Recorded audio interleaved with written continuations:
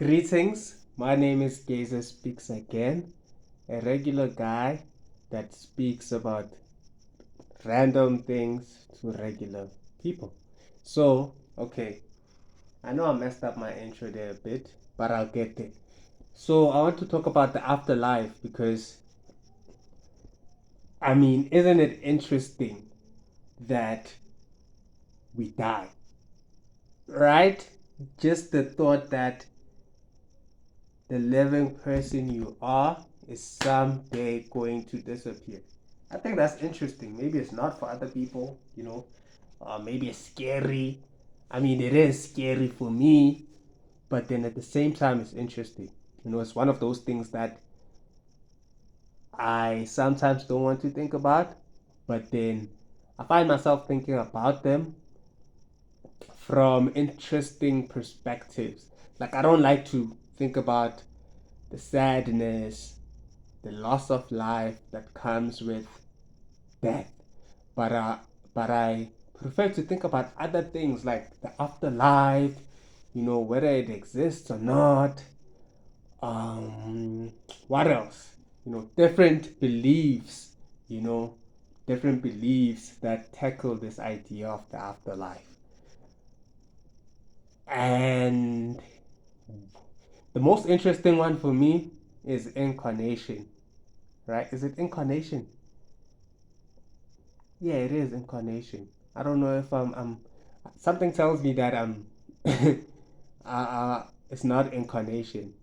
Something tells me it's something else because there's a similar word to incarnation that I think I'm confusing, but I think it's incarnation. The idea of incarnation is that when you die, you're going to be reborn as another person or something else, right? I know as far as Buddhism, if I'm not mistaken, they believe that if you had a good life being a life that was purposeful according to what Buddhists believe, then when you are incarnated as, oh, you don't become incarnated, rather, you go to nirvana, which is their version um, of heaven, right? It's a blissful place where everyone is just focusing on the moment and everyone is just mindful, if I'm not mistaken. But if you had a bad life, if you did bad things, right, then you are going to um, kind of like pay for all of the bad things that you lived, or you're going to get punished, and karma will be bestowed upon you, and you will be reborn as a person in a very difficult situation. Maybe if you're born in a developed country, you might be reborn into a third world country. I hope that makes sense. So if you did bad things, when you die, you are reborn into this life that is very horrible, right?